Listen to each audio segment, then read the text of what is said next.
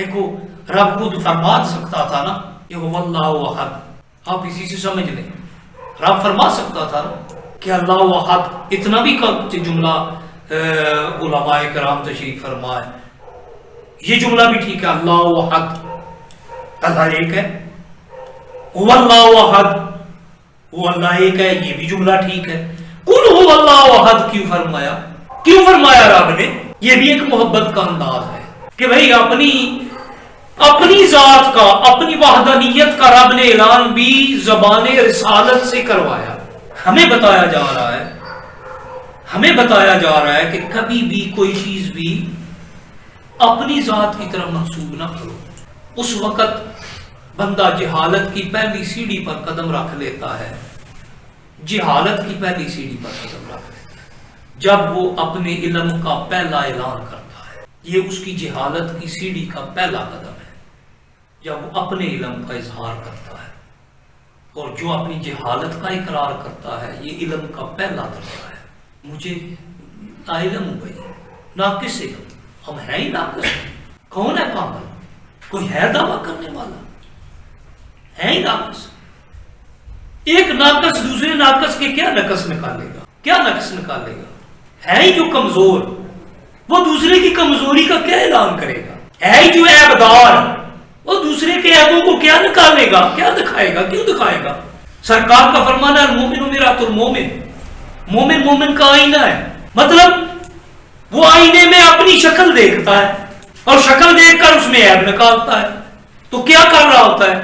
اپنے عیب نکال رہا ہوتا ہے۔ وہ سرکار کی بارگاہ میں آخری بات عرض کر کے جاؤں گا، سرکار کی بارگاہ میں ابو جہل آیا، بڑی مشہور روایت ہے، ابو جہل آیا اور آ کر اس نے طرح طرح کی غلط باتیں کی، آپ کی طرف غلط باتیں منسوب کی۔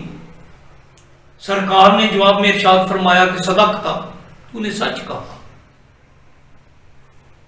چلا گیا تو حضرت بکر صدیق آ گئے، محبت نے جوش مارا، فرمایا عرض کی یا رسول اللہ آپ جیسا تو ہے ہی کوئی نہیں، آپ جیسا تو ہے ہی کوئی نہیں۔ تو آپ نے فرمایا صدقتا، شان بیان کی، آپ کی توصیف کی، مدح کی، اچھائیاں بیان کی، آپ کے اوصاف بیان کیے۔ آپ نے فرمایا صدقتا۔ تو عمر فاروق رضی اللہ تعالیٰ عنہ یا کسی اور صحابی نے عرض کی یا رسول اللہ سچ کس نے بولا؟ ابو جہل نے بھی بکواس کیے، آپ نے اسے بھی کہا تو سچا ہے، ابو بکر کو نے اوصاف بیان کیے، آپ نے کہا آپ تو بھی سچا ہے، سچا کون ہے؟ آپ دونوں سچے ہیں، میں تو آئینہ ہوں۔ ابو جہل آیا، اس نے اپنی شکل دیکھی، اسے اپنی شکل کے کوڑ نظر آئے، اپنی شکل کی کمزوریاں نظر آئیں، اپنے عیب نظر آئے، اپنے نقائص نظر آئے، اس نے اپنے نقائص بیان کیے، کہا تو سچ کہہ رہا ہے، جو کچھ کہہ رہا ہے اپنے کو دیکھ کر کہہ رہا ہے۔ ابو بکر آیا، وہ اچھا تھا، خود اچھا تھا، سچا تھا، اچھا تھا، صدیق جو تھا اس نے وہ کہا جو اس نے کے اندر تھا، اس نے اپنی شکل دیکھی، اپنے اوصاف دیکھے، اس نے انہیں اچھا کہا۔ میں نے کہا تو نے بھی سچ کہا۔ اس لیے اگر کوئی آپ کو برا بلا کہے نا، آپ کے کسی عمل کو غلط قرار دے، آپ کا سچ کہہ رہا ہے